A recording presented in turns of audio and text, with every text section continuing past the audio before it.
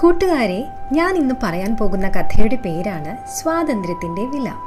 ഒരു കാടിന്റെ അതിരിൽ വിശന്നും ക്ഷീണിച്ചും അലഞ്ഞു നടന്നുകൊണ്ടിരുന്ന ഒരു ചെന്നായ ഉണ്ടായിരുന്നു.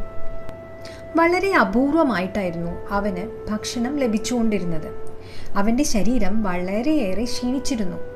കാരണം പല ദിവസങ്ങളായി അവന് മതിയായ ഭക്ഷണം കിട്ടിയിരുന്നില്ല. ഒരു ദിവസം നടന്ന് അവൻ ഒരു ഗ്രാമത്തിന്റെ സമീപത്തെത്തി. അവിടെ അവൻ ഒരു ആരോഗ്യമുള്ള നായയെ കണ്ടു. നായയുടെ ശരീരം നല്ല തിളക്കമുള്ളതായിരുന്നു, ആരോഗ്യമുള്ളതായിരുന്നു. അതിൻ്റെ രോമങ്ങളോ വളരെയേറെ മൃദുവായതും ഭംഗിയുള്ളതുമായിരുന്നു. ചെന്നായെ കണ്ടപ്പോൾ അത് വളരെയേറെ സന്തോഷത്തോടെ വാലാട്ടിക്കൊണ്ടിരുന്നു. ചെന്നായയ്ക്ക് അത്ഭുതമായി. അവൻ നായയോട് ചോദിച്ചു, ചങ്ങാതി, നീ എങ്ങനെ ഇത്ര സുഖമായി സന്തോഷത്തോടെ ജീവിക്കുന്നു? നായ ചിരിച്ചുകൊണ്ട് മറുപടി പറഞ്ഞു, എൻ്റെ യജമാനൻ എനിക്ക് ദിവസവും നല്ല ആഹാരം തരും. എനിക്ക് ഒരിക്കലും വിശന്നിരിക്കേണ്ടി വന്നിട്ടില്ല. ഞാൻ അയാളുടെ വീടിന് കാവൽ നിൽക്കും. അയാളെയും അയാളുടെ കുടുംബത്തെയും സംരക്ഷിക്കുന്നതാണ് എൻ്റെ ജോലി. ചെന്നായ അത് കേട്ട് കുറച്ചു നേരം ആലോചിച്ചിരുന്നു. അവൻ ചിന്തിച്ചു, തനിക്കും അങ്ങനെ ഒരു ജീവിതം കിട്ടിയാൽ എത്ര സുഖമായിരിക്കുമെന്ന് അവന് തോന്നി. എനിക്കും നിന്റെ കൂടെ വരാമോ ചങ്ങാതി?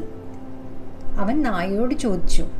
നായ സന്തോഷത്തോടെ പറഞ്ഞു, തീർച്ചയായും, നീയും വരൂ എൻ്റെ യജമാനൻ്റെ അടുത്തേക്ക്.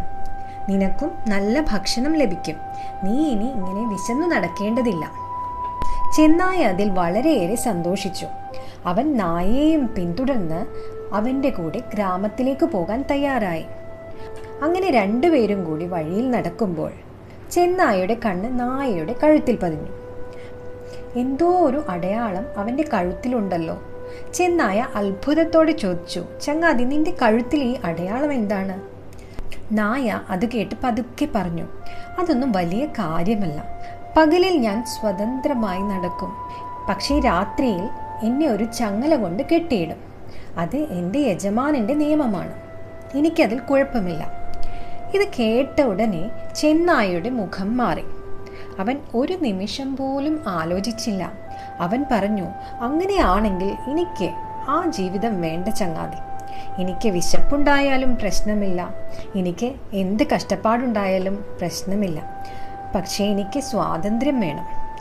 അങ്ങനെ നായയോട് യാത്ര പറഞ്ഞ് ചെന്നായ തിരിച്ചു കാട്ടിലേക്ക് നടന്നു. അവൻ വീണ്ടും തൻ്റെ സ്വതന്ത്രമായ ജീവിതത്തിലേക്ക് മടങ്ങി.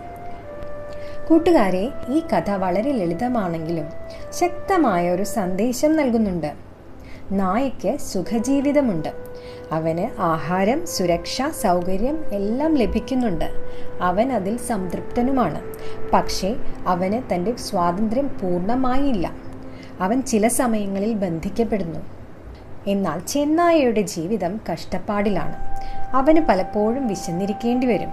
പക്ഷേ അവന് സുരക്ഷയില്ല. എങ്കിലും അവൻ എപ്പോഴും സ്വതന്ത്രനാണ്. അവൻ ആഗ്രഹിക്കുന്നതും സ്വാതന്ത്ര്യമാണ്. ഈ കഥ നമ്മളെ പഠിപ്പിക്കുന്നത്, സ്വാതന്ത്ര്യം ആഗ്രഹിക്കുന്നവർക്ക് സ്വാതന്ത്ര്യം വളരെ വിലപ്പെട്ടതാണ്. സുഖസൗകര്യങ്ങൾക്കായി നമ്മുടെ സ്വാതന്ത്ര്യം നാം ഒരിക്കലും നഷ്ടപ്പെടുത്തരുത്. അതാണ് നമുക്ക് യഥാർത്ഥ സന്തോഷവും ആത്മാഭിമാനവും നൽകുന്നത്.